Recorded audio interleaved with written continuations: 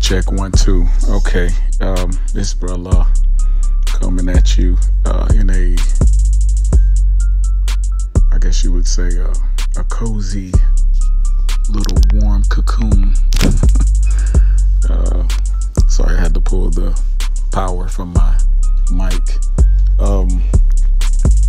So yeah, it's not freezing here in Chicago, but we do have a light dusting of snow on the ground, and every, I guess, couple hours or so I will buck quarantine and go out there and get some fresh air.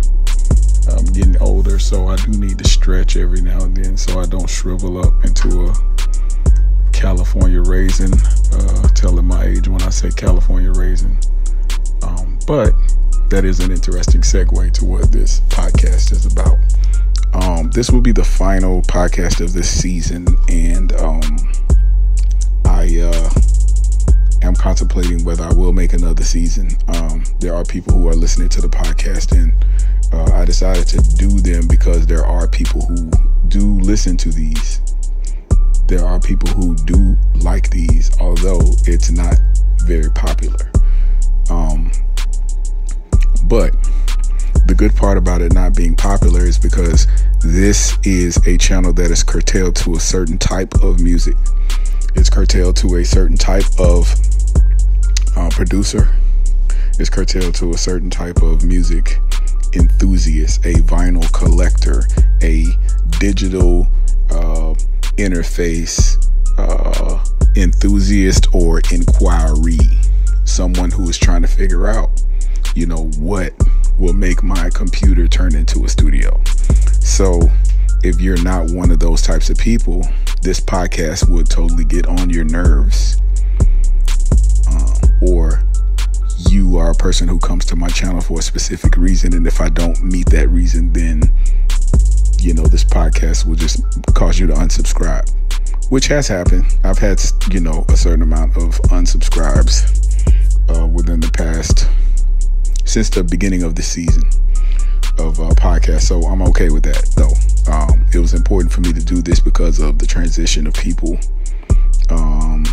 from being able to go outside to social distancing and ultimately quarantine, or whichever comes first, quarantine, social distancing. So it was important for me to do this. More people are on their computers now than ever before, their devices and things like that. And so this is a good advice for me, as well as, those who, again, do stream these.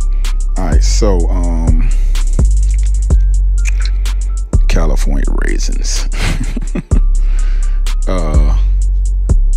For those of you that don't know, the millennials that listen, the California Raisins were a product that was pushed by several different brands. I think that they were a spin or a spoof, or what you young kids call a parody of 70's doo-wop and R&B bands, like the Temptations, the Four Tops, the Spinners. So that's a little bit before your time, but some of you kids are into vinyl. Go and pull some of that funk and that soul and that disco up, and you'll be like, oh my God, Becky. If you like dance music, disco. So I'm talking about the 70's. The California Raisins are a product that was pushed by several different brands. It was a spoof or spin-off or parody of R&B, soul, doo-wop, rock, black rock groups. Not rock before it was, I would say, reappropriated. I know that's a harsh word, and it's hard for me to say because I love my Aerosmith. I love, there are some original rock bands, so I can't say that all rock was curtailed and then reappropriated, but if you look at Chuck Berry, if you look at Little Richard, if you look at maybe this is not the way that I wanted this podcast to go. This is not what I want to talk about. So strike that from the record. All of that, even though it's true, that's, it has nothing to do with what I want to talk about. That was a dark turn. Didn't want to go that way. So California Raisins. Let's talk about the California Raisins. They were a cartoon. They were a image that was pushed, as well as a audio sound that was pushed. Now, you would have to go back and figure out who the original voices for the California Raisins, because they had butter voices, the cartoon. And this podcast is not totally about the California Raisins, by the way. This is just an important part for me to get out before I get to what I want to talk about. And I'll indicate that in the title. I don't have the title yet, so but I know the topic. This is an inspired podcast. That's the only way that I can put it. Not to say that it's unprepared, because it's definitely prepared, but it has a feeling that I need to convey. Okay, so, and that last thing that I was talking about was not the feeling, so that's why I had to get off of that. So the California Raisins were also a audio product that was pushed, and the recordings, the mixing, the mastering was so good that it was put on television. The cartoon was on commercials. You got to say it like that, because commercial money is satellite, outer space, Sirius, like XM radio. All right, so it was in commercials in the 70s, which was radio and TV in the 70s were big bucks.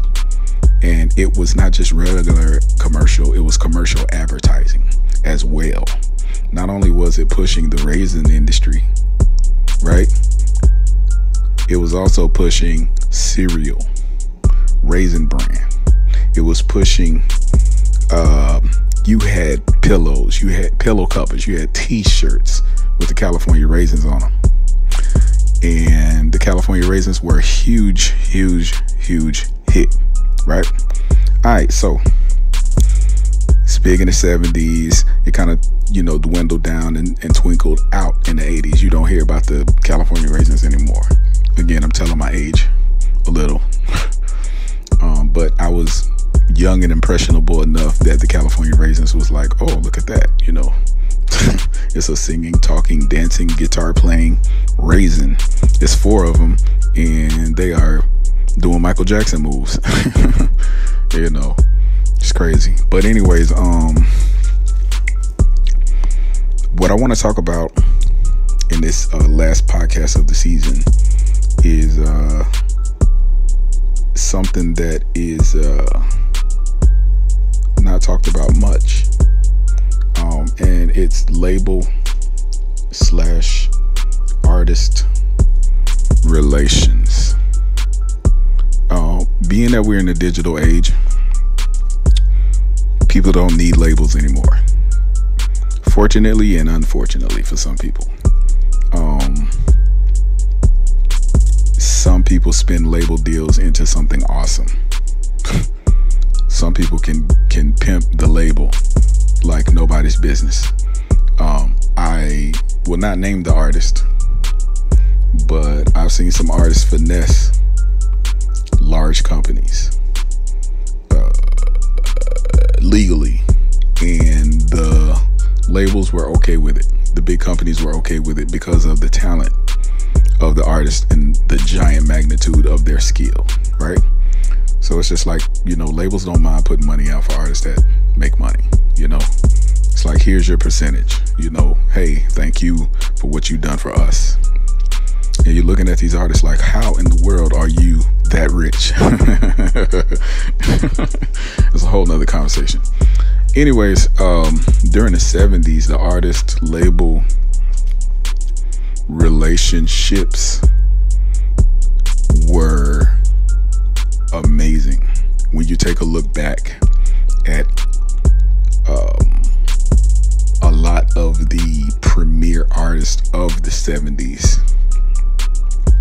which I don't know if I should talk about some of the, well, I kind of know a lot that I shouldn't know, so I can't talk about everything, and that's my problem. I'm a blabbermouth. Blabbermouth, you know. I'm such a blabbermouth. I have this thing on the tip of my tongue, and it's just like, yeah, don't say that. So yeah. Oh, I can't say that either. So during the 70s, it was the most gangsta I'm talking about before Suge. You know, a lot of people look at Suge like, oh, this dude he was the boogeyman, you know. And not to say that Suge was not the boogeyman. Labels in the 70s, bro. Labels in the 70s. And let me set a platform for you. Okay, so 1970s, you're coming out of like Woodstock, you know, you're coming out of 1969, Vietnam War, soldiers coming home, people were fresh into like the civil rights activists, pushing resistance through protests, picketing, and you know, the revolution of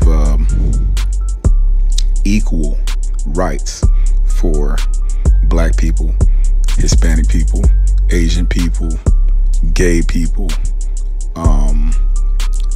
the whole LGBTQ foundational movements were culminating into this big push, right? And you have this anomaly of people who are living like totally comfortable, like oblivious to the perils of the world. You know, people moving into middle America, and other people being blocked from certain neighborhoods because of either their skin color or their affiliations, you know, and whatnot. And so the 70s was a time where families were finding where they're gonna settle. People were risking their lives to come to America via an inner tube over the ocean. I don't know if that still happens. I think it does. I saw this one sad story where on this documentary, it was late last year, where this guy watched his wife and his son were in a little boat, little boat he made, and the wife got eaten by a shark. She fell overboard and he tried to save her, but the shark got to her before he did. And the kid, you know, had to watch. And he ends up getting deported. And he's giving his account in his documentary. And that's the type of stuff that was going on during the 70s. You know, people are trying to migrate here, and, you know, laws were lucid then, like, you could come and go freely wherever you wanted as long as you had a passport. These days, you know, we got so many restrictions. You got, what are you doing here? Why are you here? Where are you going? Why are you going there?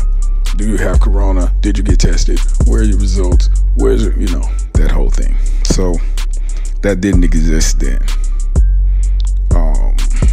What else? So I'm still laying this platform. So, you know, with all these things going on, right? Music always reports what's happening in the streets. Music is always pushing its own agenda. Music is always telling of a time, you know. It always gives you the feeling that the people feel during that particular time, or that person, how that person feels. And so during the 70s, the revolution in the streets or I should say revolutions, because there were several people, several different groups that were fighting for their own particular causes. You know, one group wanted equal rights. Another group wanted equal mortgages. Another group wanted, you know, elitism. Another group wanted, you know, a business.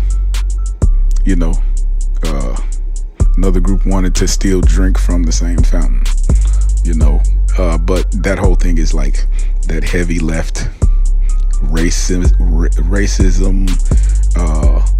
anti-racism movement.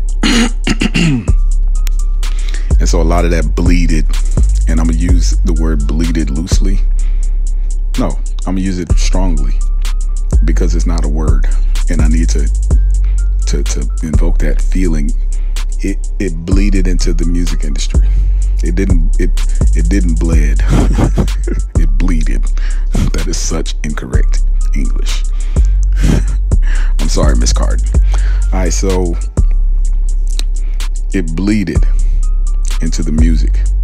And so the 70s, for the first, I would say, good couple years into the 70s, music was very telling. Then this unfortunate, awesome thing happened. Music started to become even more revolutionary. Music has always been revolutionary, from, you know, Chopin to Beethoven to Tchaikovsky to all of the great composers, you know, of whatever era. I was listening to the soundtrack for The Flight Attendant on HBO. This guy, he gets it. He gets it. That totally inspired me. But anyways, some of the best composers from the 70s, from the AKAIs to the man, Quincy Jones. What? But during that time, I would say that, you know,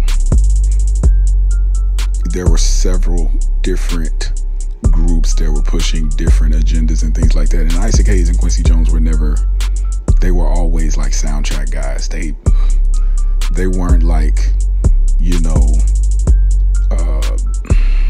they were very commercial. And that's what I appreciate their music for, because they wrote music. They didn't push heavy propaganda, right? And I say that because I love them as composers, right? I love them as musicians, most of all, because, you know, we're beat makers these days. You know, we get a chord progression. We're like, oh, well, I'll play EAB and then I'll loop that. No, these guys are like, these are the chord progressions that will happen throughout this entire 90-minute composition, you know. But all right, I'm at 18 minutes. I'm gonna talk for a while. This is the last one of the season. So during that time, you know, the revolution bleeded into this place, right, of industry where music had to go through a change. Music has always been conscious, but its own consciousness was questioned during the 70s, because, you know, you had transition.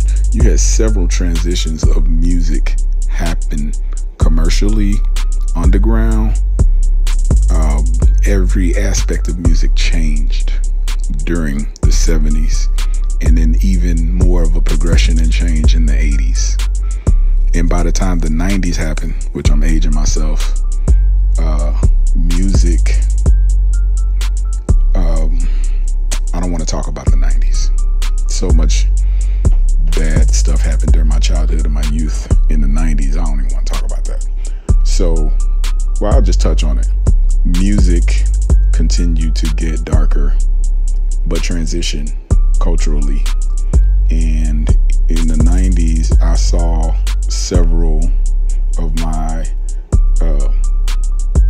favorite artist murdered, right? And that's why I didn't want to talk about the 90s. It's like very, very dark. But 70s was like feel good music. It was like educational music. It was dance. But the heart of, you know, the thing that I want to talk about in this podcast is the battle that artists had, that labels had, that music had, that people had, you know.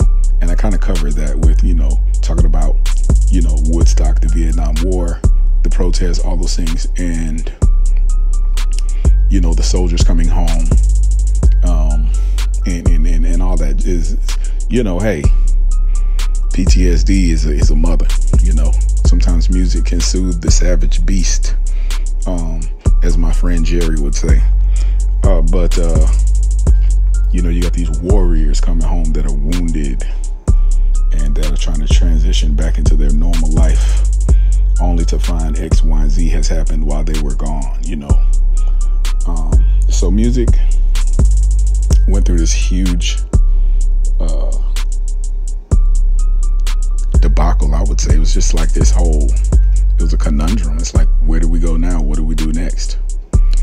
And for labels,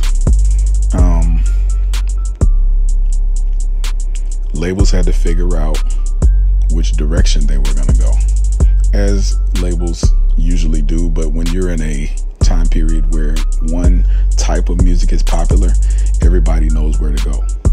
But music was and became so diversified, that's the word I want to look for. During the 70s, it's like, do we push, you know, these rock groups? Do we push these R&B groups? Do we push these dance groups? Do we push these new, you know, punk groups that are like in the basement?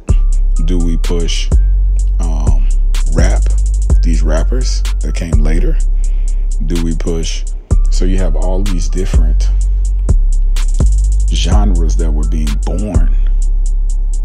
You know, there's no trap music without disco and hip hop, right? There's no I can go on and on, but I don't want to talk about trap music. There's no hip hop without jazz. Jazz in the 70s, there's no, well, I don't want to talk about what, you know, babies were born from 70s music, but you can do your own research on that.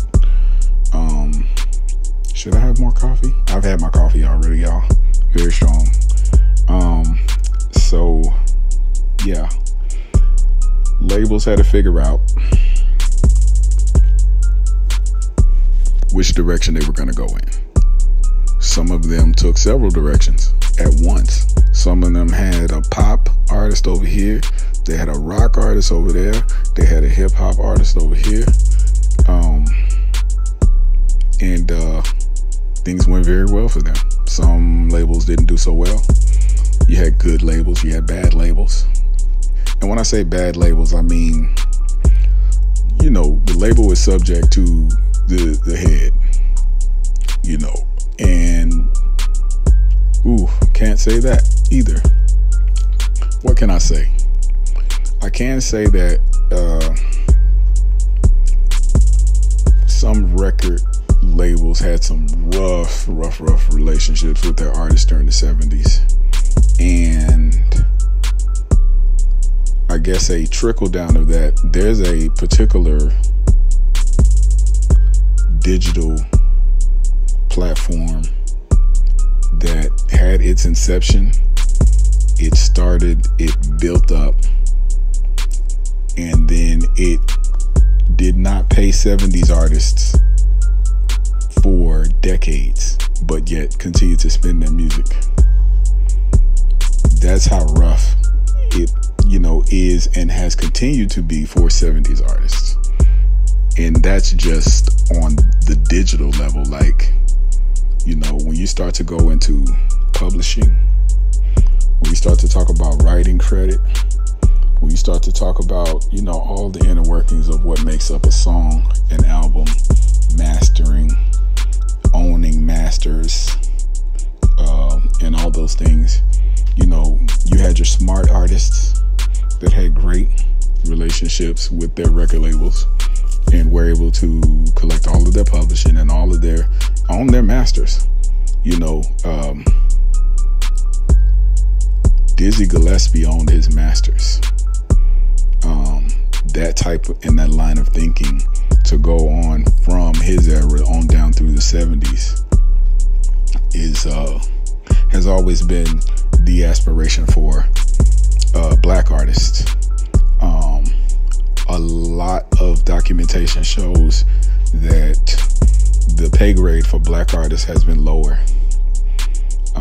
The publishing ownership has always been lower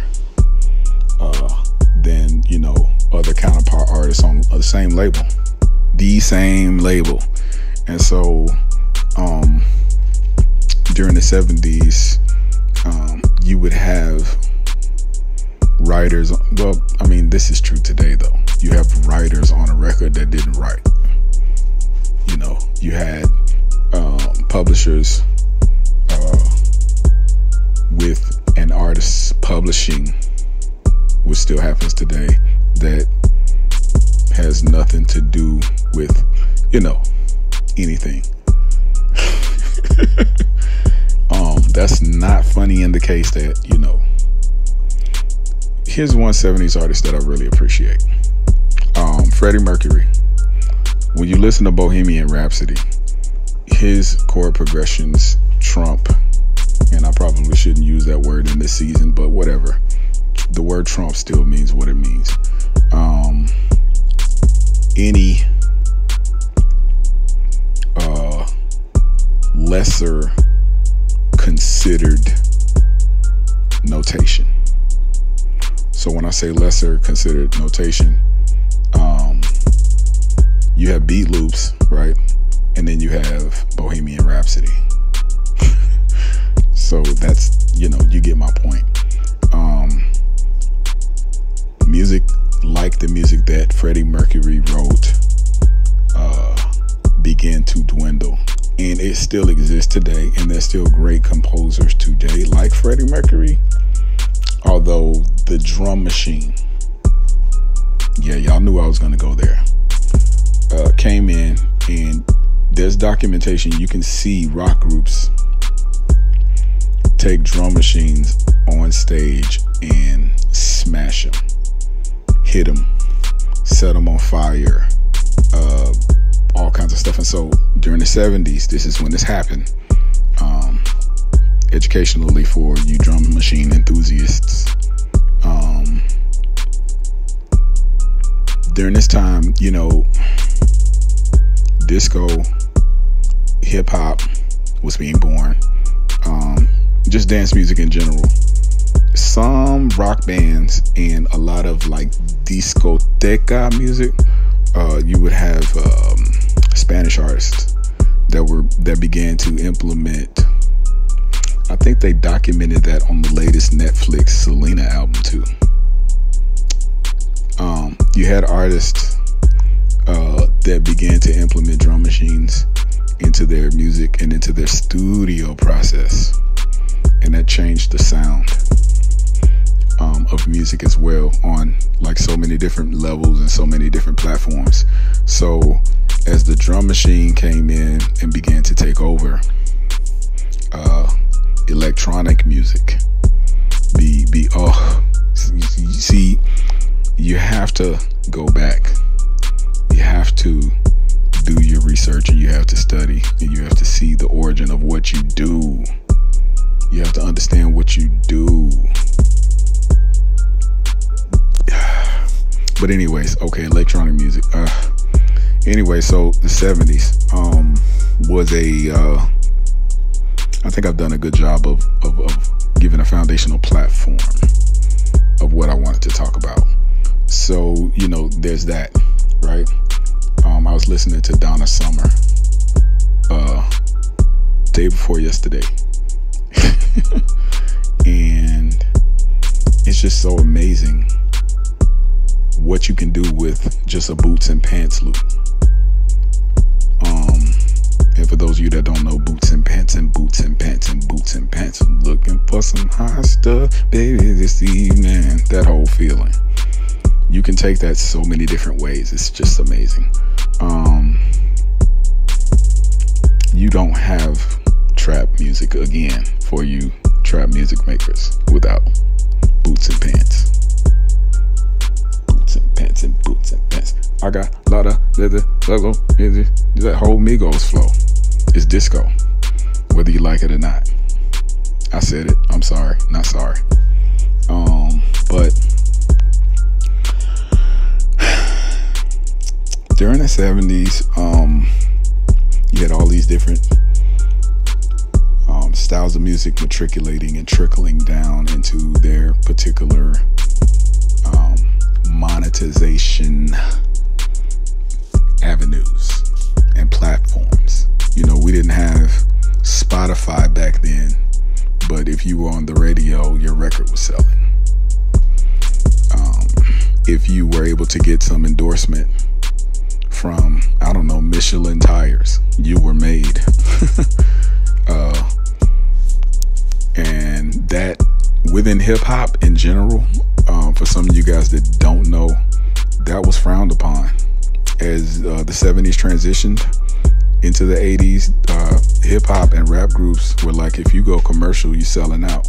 We need to maintain the power structure of hip hop, and we need to keep it to ourselves. If you go commercial, then you are anti-hip hop. And that was the feeling for a long time. But eventually corporate interests find out what people's individual interests are, and then they write a check, and that person has a price. Those people have a price, you know. And I'm not saying that, you know, one artist caused hip hop to go commercial, but hip hop eventually did go commercial. And artists today know that if your Instagram has 3 million followers commercially, that means that I can be made. You know, all I gotta do is sit this particular product in my video for 30 seconds. Then that equals a check, a commercial check, not a 9-to-5 check. It's fatter, you know. But you know, a lot of that, you know, I guess you would say chutzpah or moxie. That moxie was built in the 70s during times that people needed a way to push this country forward because they believed in it. But from every neighborhood in America, it was tough because of the fact that so many different groups were struggling and recovering from the war.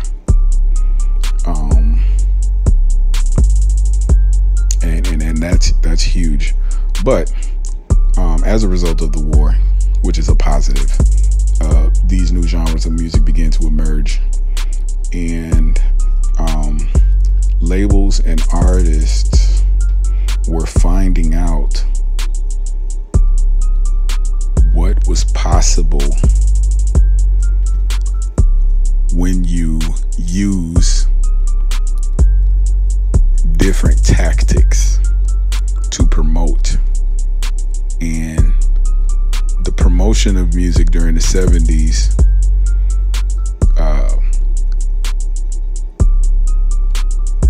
I guess you would say posterized.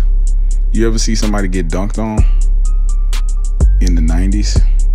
Pull up a Charles Barkley, pull up a Shaquille O'Neal dunk. Shaq dunks over, put that in YouTube. Shaq dunks over, and then let it fill in the blank. It's posterizing. You posterize the person when you dunk on them. So I'm gonna use it in a different sense though. Promotion in the 70s posterized the DJ. And it doesn't matter what kind of DJ you are.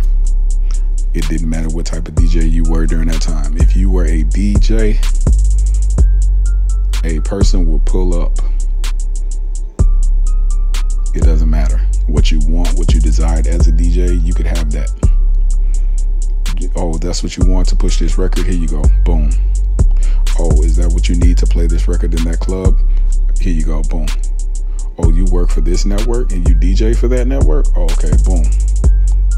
And the DJ became king. And if you ask me, DJs are still kings of hip hop. Not to take away from the drum machine enthusiasts. We have to bow down to the DJ. Unless you write music. And even music writers still have to bow down to the DJ. The DJ during the 70s made labels work. And when I say it made them work, DJs created a whole new platform of monetization for labels that they did not even understand why it worked or how it worked. All they knew is, unfortunately, there are laws against this, but all they knew is if I pay this DJ, which is illegal, not to negate that it happened, you know what I'm saying? You know, this is decades ago. They knew if we paid the DJ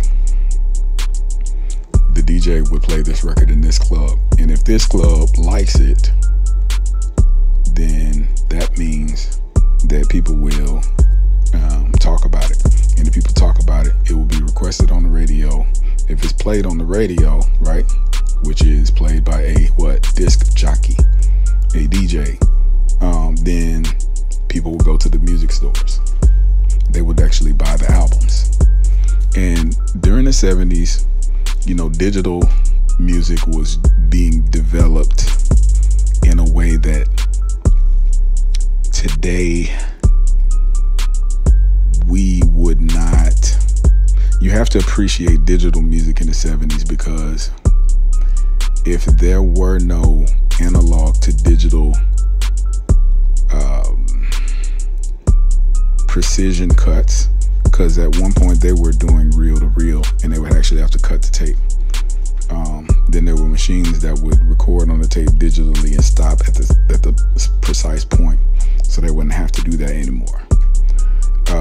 You know, we have to appreciate 70s digital innovation and engineering, because we wouldn't have, you know, the OP1.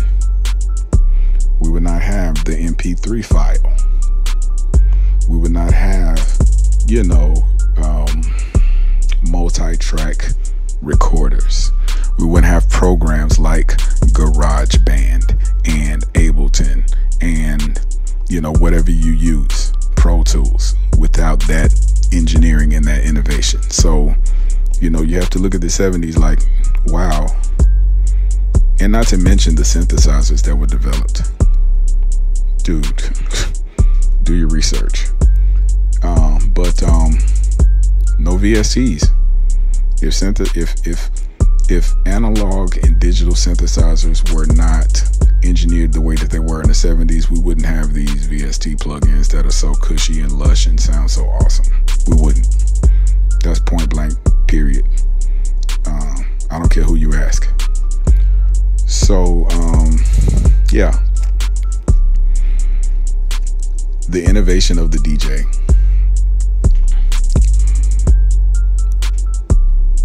became very dangerous, and it also became very powerful. But I'm gonna just leave that there, right? That's a whole nother conversation. The label artist relationships became that of, I'm gonna push your record through the DJ, right? And so that changed music forever. That changed music forever, because if a DJ didn't like your music, now mind you, there were DJs that would take, you know, a nice, you know, chunk of change for music this sucks, but you know, they came with that bag. So I'm gonna play this music. They came with a bag. That's how sucky music, even today, like, you're like, how is this song popular? That bag, ain't nothing changed. But not to point the finger at any music, because all music is relative and subjective. You know, it's art. Beauty is in the eye of the beholder, you know, that whole thing. Although music has been used in studies as well to hypnotize, manipulate, and mind control and things like that, but that's a whole nother thing. There's a lot of stuff that was used in the 70s with music that is questionable, but you know, that's a whole thing. Consumer economics. So yeah, educate yourself on consumer economics if you're listening to this, because that has a direct relationship with you as a producer, you as an artist, you as a label head, you as a whatever the heck you want to call yourself these days. Consumer economics are the life's blood of what you call a royalty. It's the heart of what you call a commercial check. A commercial check. So yeah, during the 70s, groups like, I won't name any more groups, I would say certain genres of music had to go a very hard road of touring in places that didn't have a DJ and didn't know them and still earn a living. It's amazing how some of these artists with these bad deals. I watched one of my favorite rock groups in a documentary, and they said that they got a dime per record that they had to split amongst the group. So that dime that they got from each record sale, now mind you, back then records went, you know, they sold for anywhere from $5 to $20, right? But it was vinyl pressing and, you know, cassettes. They had a lot of different medias back then too. But they had the 8-track, and you know, the 8-track was one of the first like semi-digital products where you can just go to whatever song that you want to play. I'm dating myself, but anyways, so the 8-track, I don't want to get on the segue. So many different formats of music during that time, man. But the labels and the artist and the way that music was going, you know, commercially, via consumer economics, via the DJ, via all these different avenues, brought about this place of transition, where you would have these groups, like I was saying, this one group made a diamond record, and that was pending on their deal. If any of their records were returned, that came out of their royalties. It's like, how you gonna charge me for records that got broken when they were shipped out of my dime, and you have the rest? Like, come on. But you know, that's the way it was. You know, they had to recoup. That word recoup is a big word. If you don't know the word recoup and if you don't know the word recoup and you're in music and you want to be in the industry, you want to go that label route, you better learn that word real fast. So yeah.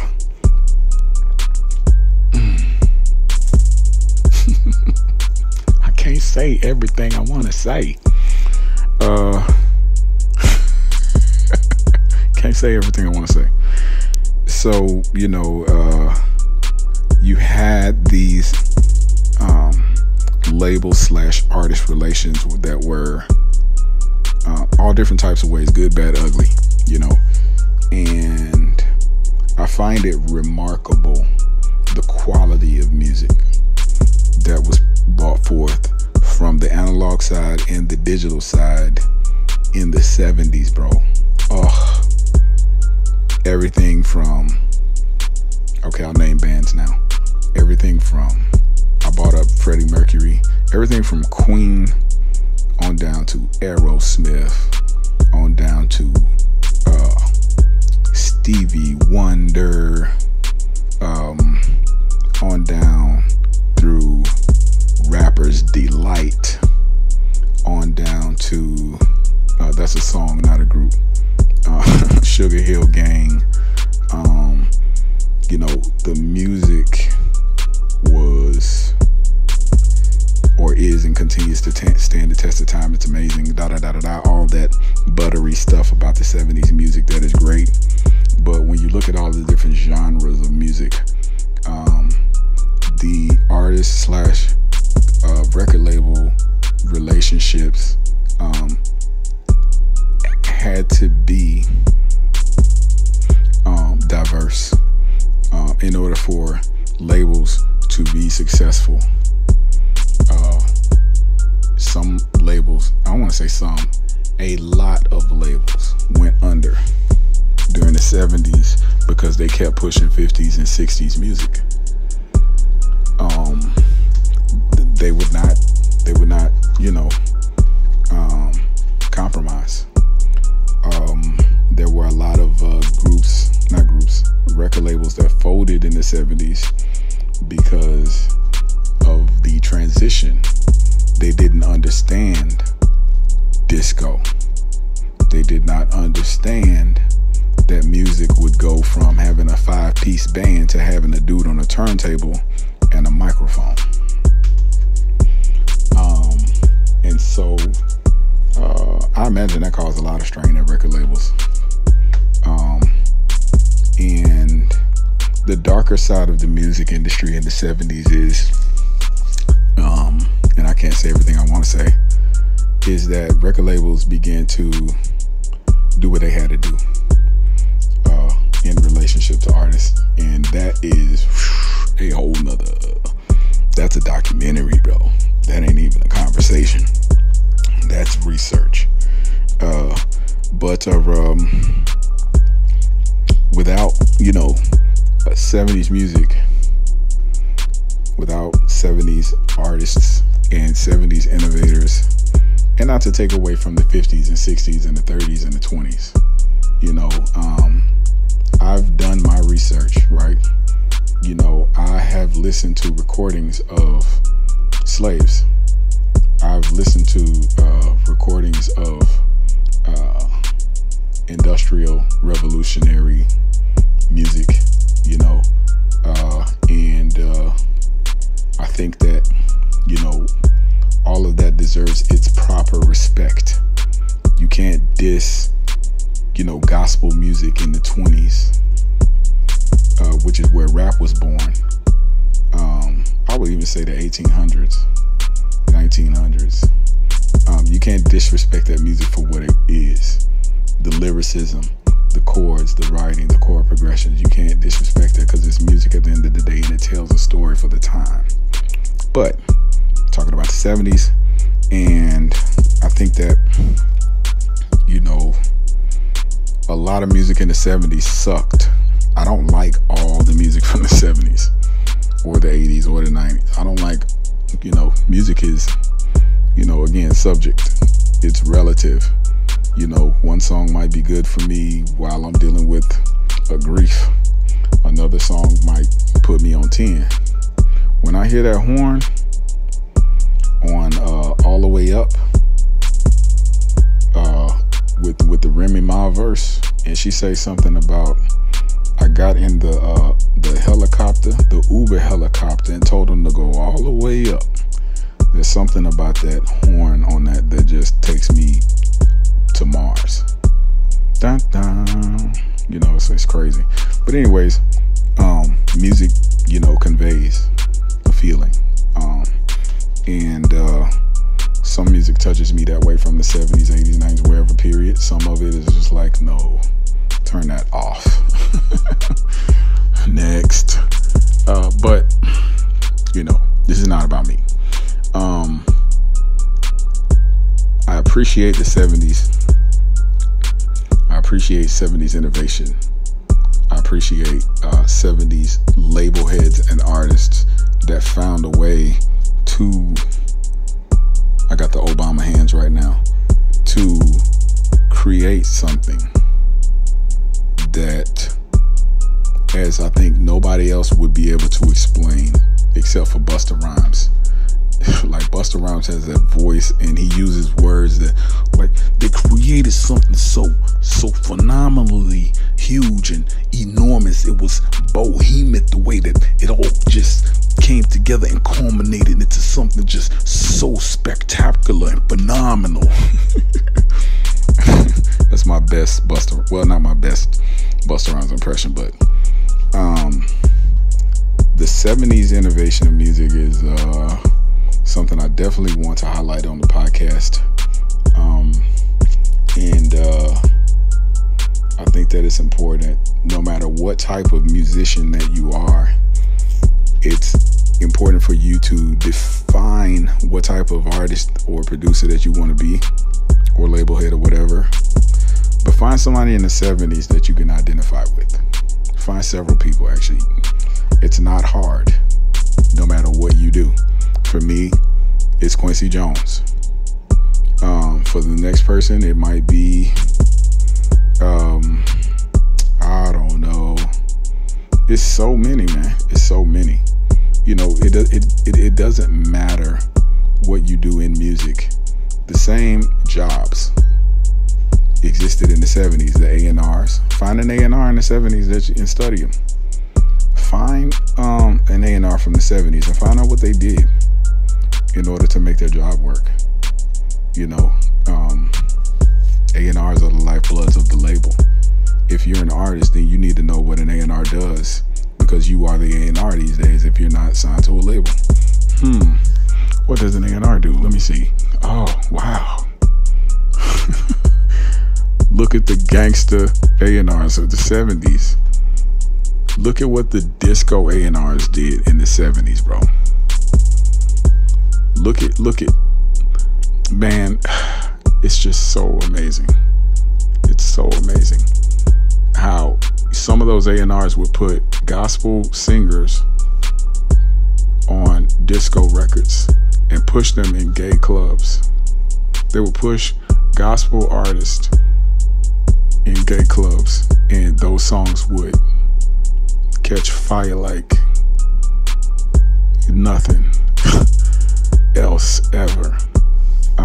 But didn't know I was gonna be highlighting gay clubs in the 70s. But the gay clubs in the 70s kind of fueled a huge industry of itself, in and of itself. And again, disco music is the mother of trap music. I'm not saying anything in any inadvertent type of way. I'm just saying that, you know, you gotta look at things the way that they are, truthfully. But if disco is the mother of trap, then I have to say that hip hop, I'm sorry, not the mother of rap, trap. If disco is the mother of trap, I'm gonna go on record and say this. If disco music is the mother of trap, that means hip hop is the father of trap music. Hip hop is the father of trap music, and disco is the mother. And that's me on record. That's me on record. A lot of people don't like trap music. A lot of hip hop enthusiasts, like, okay, so I'm off the 70s now, and I'm gonna end this thing. I'm gonna end it. A lot of people hate trap music. I'm a part of some groups that feel that trap music is trash. I'm gonna just put it way that it is. And I don't feel that way, but I understand the sentiment.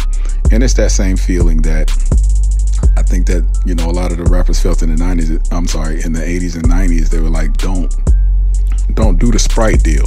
Don't do the Coke deal. Because as soon as the other interests come in, then they're going to control it. And then, you know, that whole thing. But I understand the feeling. Am I pro or against? No. I love trap music. Trap music is dope. Period. But at the end of the day, disco is the mother of trap. Whether you like disco or not. You know. And I'm not trying to say anything in any roundabout way. It's just facts. You know, this is music. Music and different musical interests have different origins. They come from people. People create music. The person that creates the music defines what it is. You know, and the people choose.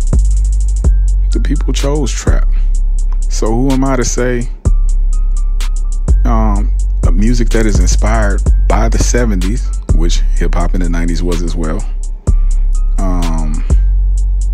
is subject to my, you know, judgment. It's not. I can't judge, just like I don't judge Alice Cooper's music, just like I don't judge Marilyn Manson's music, the same way I don't judge Taylor Swift's music, even though I'm a low-key Taylor Swift fan. You know, I'm also a Kanye fan, for all of y'all out there that do that whole Kanye Taylor Swift thing. Let that be known. So yeah, at the end of the day, you know, you guys know me. I love music in general.